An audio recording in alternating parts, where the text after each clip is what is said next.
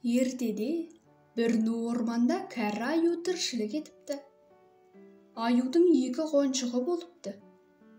Қонжықтар өскен кезде бақыт іздеуге жолға шығыпты. Олар жолға шығар алдында анасымен қоштасып алыпты.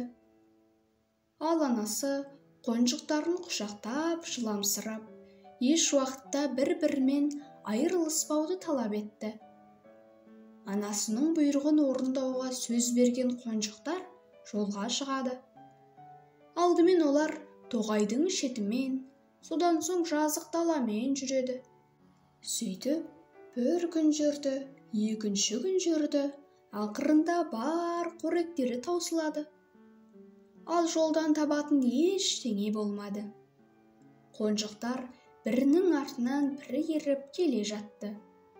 Сол уақытта кіші қонжық үлкен қонжыққа «Ағатайым, менің қарным ашты» деп шағымданады.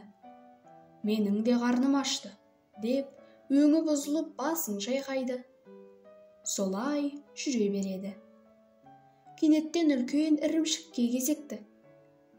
Әділ жолмен тең бөліспек еді, бөлісе алмады. Қонжықтар бір-бірінен ірімшікті қызғанып, ұрысып, ақырып тұрғанда кенеттен жандарына түлкі келеді. «Неге ұрысып тұрсыңдар?» деп сұрайды. Түлкі тағы да былай дейді. «Мен сендерге ірімшікті теңдей бөліп беремін» деді. Түлкі ірімшікті алып екі бөлікке теңдей бөледі. Алайда алаяқ басты бір жарымнан екіншіден үлкен қылып бөледі. Қонжықтар бұған ренжіді. «Мынау үлкен ғой» деп ақырды.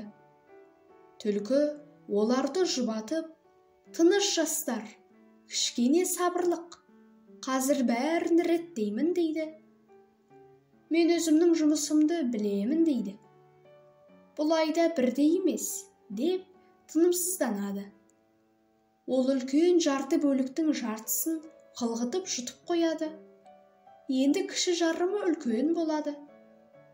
Осылайша қу түлкі қонжықтардың ірімшігін тең бөлмей, біразын жеп, азғантай ғана қалдырып, оларды теңеп екеуіне береді.